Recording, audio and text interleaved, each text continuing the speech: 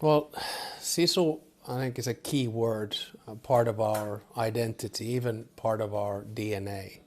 And I guess we define it as grit and perseverance. And it's been part of our psyche, I think, throughout our history, when we were part of Sweden, when we were part of Russia, and when we gained independence in 1917. And especially it became almost a mythical concept during the Winter War and the War of Continuation, when the conditions were very difficult. And we've kept it ever since, and I think kids are taught it very early on in school that, don't give up, just keep on grinding through, even if it's tough. To be honest, today the conditions here have been sunny and lovely and the rest of it, so you didn't see any real grit. But when the going gets tough, Finns huddle up and use Sisu as their main instrument. Well, first of all, I think the Ukrainians are showing a lot of Sisu, a lot of grit and perseverance, and they've been in a war mode for almost 4 years. I'm not very optimistic about achieving a ceasefire or the beginning of peace negotiations, at least this year. I mean, perhaps if we get something going by February, March, that would be good. But in the meanwhile, I think we need to maximize the pressure on Russia and on Putin. We need to change his strategic thinking, which hasn't changed since the beginning of the war. He basically wants to deny the independence, sovereignty and territorial integrity of Ukraine. But we need two things. One is financial support to Ukraine, and I think the best thing we can do there is to use the 140 to 180 billion euros of frozen assets that are lying with Euroclear, at least as a collateral, and that will get Ukraine over the over the winter time. And the second thing we need to do is increase the military pressure, and that means that we continue not only to finance military equipment, but to donate as we best can.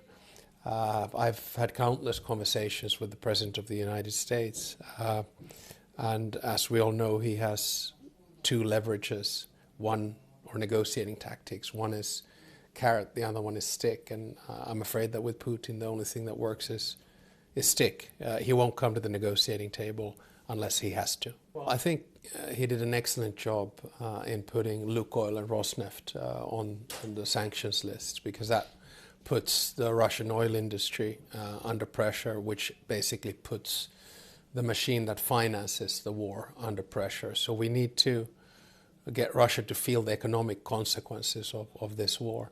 The other thing is, of course, to give Ukraine as much firepower as it can get. And I know the Ukrainians are negotiating with the Americans. I think at some stage we got a bit too sort of focused on the tomahawks, but there are other things to do as well. I think what we need to do is to give Ukraine the capacity to hit the military or defense industry of Russia, and whatever equipment then is needed for that. I think that's the key. No, I think Europeans have leverage as well, and then it's a question of at what stage. So far, we've been working very closely with President Trump.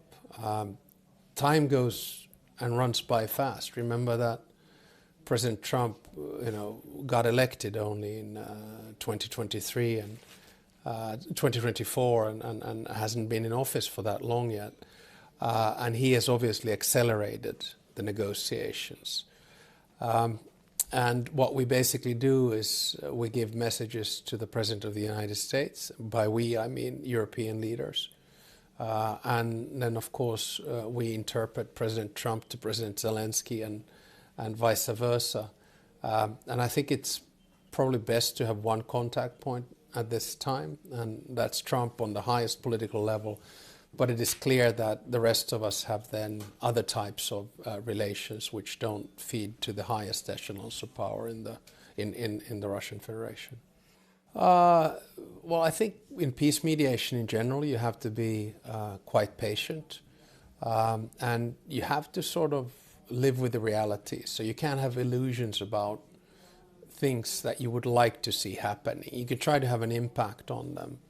So I've tried personally to focus on things such as, okay, we need security guarantees for Ukraine. How do we build those? we need a ceasefire. How can we get that? Perhaps we begin the ceasefire at a contact line. How do we get there? Been focused on if and when the peace negotiations begin, what are the parameters? So it's a bit of a grind, I guess. You need Sisu in these types of negotiations as well. I myself don't consider myself to be the most patient person in the world, but I think when it comes to diplomacy, I do quite well on that front. I don't know. I think we're about the same height. We have an age difference, obviously, but I'd still put Trump as a pretty good golfer. I think better than me. So but I stopped playing for 35 years. Now I'm trying to catch up. I have to admit, I don't know if I should be thankful or not, but I've really gotten into golf again. But the key is that golf is a good social sport. And, my dad told me when I was aspiring to become a professional that, Alex, even if you don't become a professional, golf will come in handy at some stage in your life. And I just thought that was Dad's way of saying that, spend more time in the library than the driving range. But of course he was right, because for me the biggest door opener was around with the President of the United States. You have to realize I come from a small country, and for someone from a small country to spend pretty much 7 hours with breakfast and lunch included with the President of the United States is a big thing. And yeah, I enjoy golf, but no, he's not afraid of me. I mean, he's the most powerful man in the world. And I keep on saying that I don't want to inflate my own role, because in all honesty, a country like Finland, we're in the back office. We can interpret a situation. I can explain to President Trump what Finland went through, or how I see the situation on the battlefield, or how do you deal with Putin. And then, if he accepts 1 out of 10 ideas, that's good. I think anyone who knows President Trump, he is actually a very curious person. He asks you a lot of questions, but then at the end of the day, there's only one person in that country making the decisions, and that's the President of the United States himself. Again, I come back to my earlier point that I don't want to inflate my role in any which way. We are in contact on a fairly regular basis, but he's in a contact with a lot of people. And I just see this more as normal diplomacy. And for me, it's very important that we in Europe work in unison. So I also appreciate my relationship with the President of France, with the Prime Minister of the United Kingdom, with the Chancellor of Germany, or with the Prime Minister of Italy, or Prime Minister and President of Poland. And for me, it's just normal diplomacy, and the fact that I've been able to have a relationship is good. The relationship that I really work on a lot is the one with President Zelensky. I respect him a lot, and I feel that we are personally very close. We talk with each other on the phone at least once a week, sometimes more often, and I admire a lot of the things that he's doing, because to lead a country in a war, a country which is existential, you learn a lot from other human beings in that situation. I think it's something that President Zelensky has to sort out very quickly, and he has started doing that. I haven't spoken about this particular case earlier, but obviously there's no place for corruption, especially in a country which is in war. And it does then, I think, play into the cards of a country like Russia, which of course is corrupt by definition. So I hope that things get sorted and cleared, and then we can continue our work in defending Ukraine. Well, I think it got cancelled because President Trump and his team realized very quickly that Russia is not interested in a ceasefire or in peace. So we saw that first in Alaska, and secondly we saw it in the phone conversation that he had a couple of weeks back. And then when Foreign Secretary Rubio and Foreign Minister Lavrov had a phone conversation about setting out the agenda and the modalities of the Budapest meeting, I think the Americans quickly realized that the Russians haven't moved an inch. And we have to remember that Foreign Minister Sergei Lavrov has been in the business of Soviet and Russian diplomacy for over 30 years and foreign minister for over 20. He's probably the only person that knows every international treaty in this world in its minute detail. So when he puts out his spiel in fluent English, it's a record which is very difficult to stop. And I think that probably Marco Rubio realized that no point in taking President Trump into a situation whereby he doesn't get a deal or anything out of that meeting.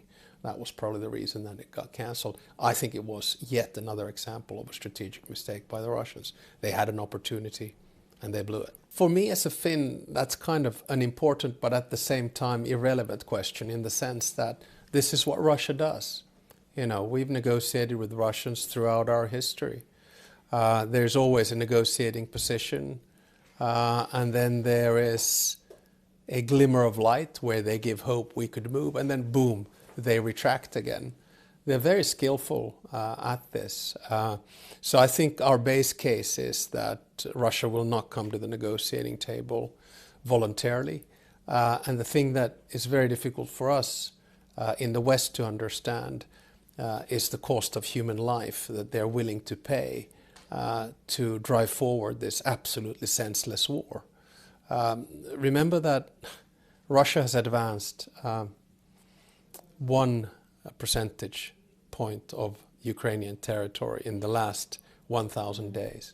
And we're talking, depending on who you ask, which intelligence services you deal with, of casualties or dead, 5,000 to 7,000 per week. So we're talking, over 1 million Russians that have been either killed or wounded in this war. And you have to ask yourself the question, for what? Mm-hmm. In World War II, Stalin was in Berlin in 4 years. We're almost 4 years into the war, and Russia is nowhere near Kyiv, and they're not going to get there. So you have to ask yourself a question that, what will then bring Russia to the negotiating table? And at this stage, I don't know. I think it all revolves around at least 3 questions. One is security guarantees, especially for Ukraine. Second one is the economy. How do you deal with that? And then the third one is land.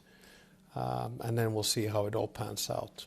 Well, I think there are 2 elements of security guarantees. One is military and operational, and we are already pretty much there. Our chiefs of defense have done their job. What does pretty much there mean? It means that the setup is clear. So we know who is going to do what, when, where, and how. But Can you elaborate on that at all? No, because they are military operations, which we don't, say. But I feel quite comfortable about the commitments that have come from different countries. But the second part is perhaps the more political one, and there I think the setup is very clear. The bulk and key elements of security, that's Ukraine and the Ukrainian military, which is 800,000 strong, the most modern and efficient military in Europe. Then the basic support for that comes from Europe in one way or another. And then the backstop comes from the United States. And of course, the United States would be very useful in things linked to intelligence, which they already do now very effectively, as we know. And then air defense in one way or another.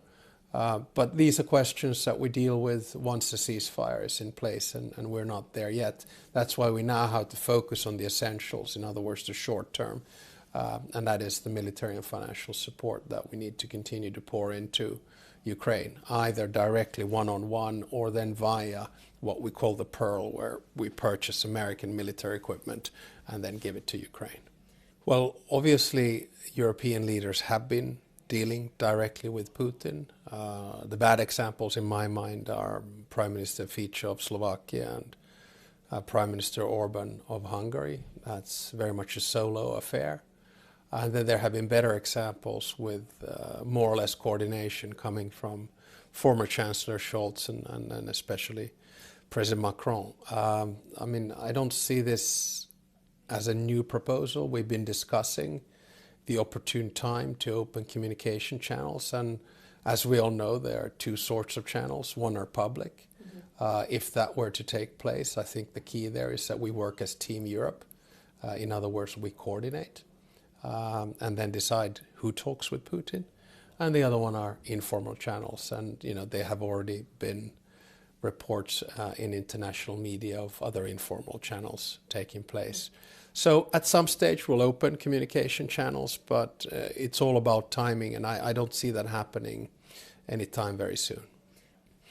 Well, I think the thing with nuclear weapons is that the more you talk about them, funnily enough, the less there is a threat, because it's very unlikely that nuclear weapons will ever be used.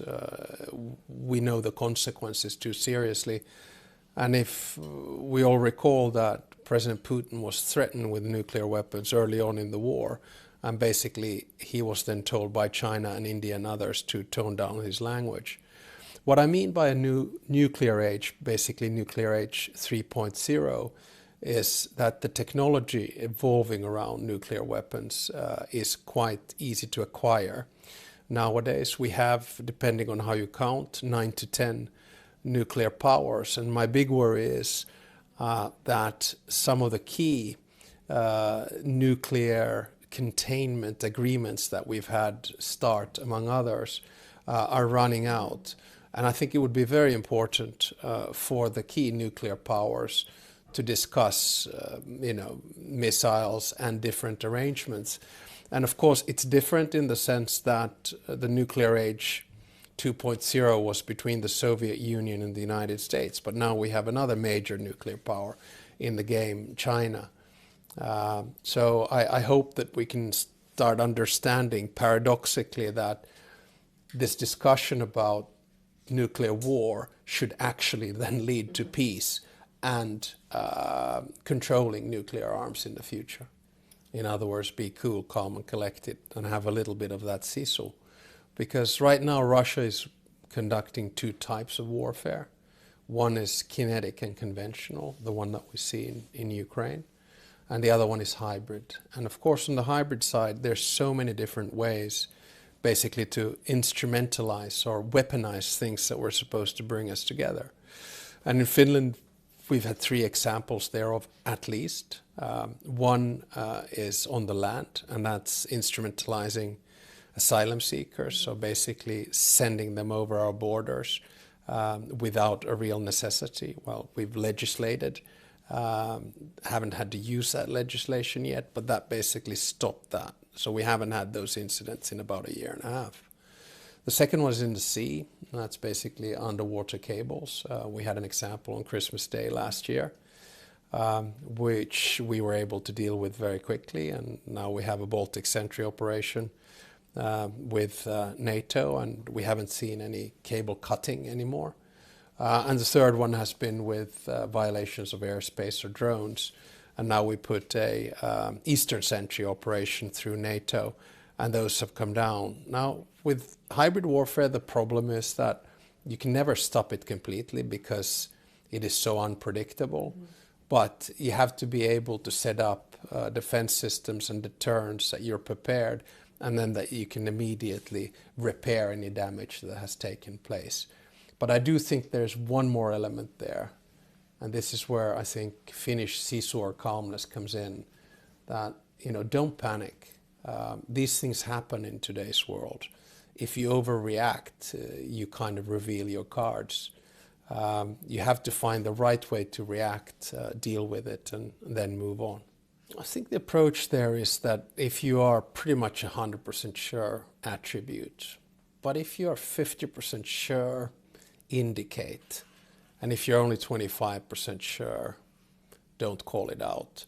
And in some of these cases it's complicated, but in some it's quite straightforward, as we have seen, for example, in assassination cases, Skripal and others. But some are a little bit more complicated. I mean, let's say sea cables, undersea cables.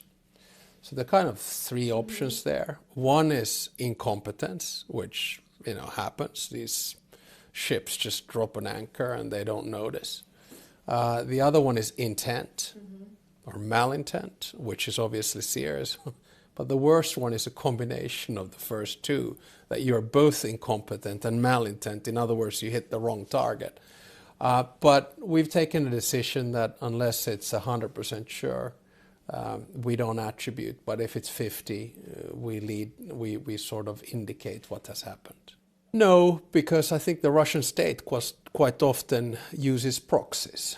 For example, on just basic sabotage or blowing up a factory somewhere, they just use a poor guy somewhere on the street in Central Eastern Europe and say, we'll give you this money if you go and do that. Then is it directly state? Well, if it is, of course, Russian rubles changing hands, then yes. So, it's quite complicated, but I think so far we've been able to contain it quite well.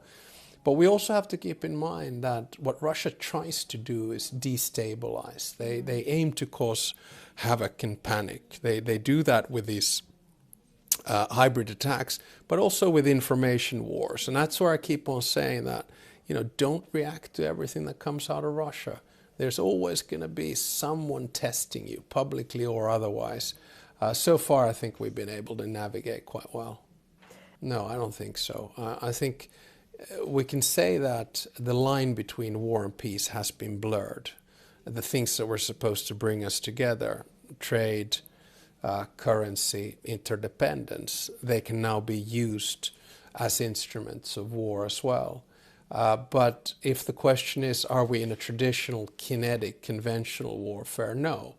But is there hybrid warfare? Yeah, definitely. Cyber attacks are a good example thereof, and it's just very important for us to keep our defenses up. That's why you see a country like Finland, which strongly believes in comprehensive defense. So when I, as President and Commander-in-Chief, sit on all the relevant information which has to do with Finland's security, it's not only about military power, it's not only about the capacity of our border guard, our police, or our security of supply, or these types of voluntary trainings. The more I see, the more calm I am about the situation, and I sleep my nights very well, because I know that if there's one country in Europe that is prepared for any type of an event, it's Finland.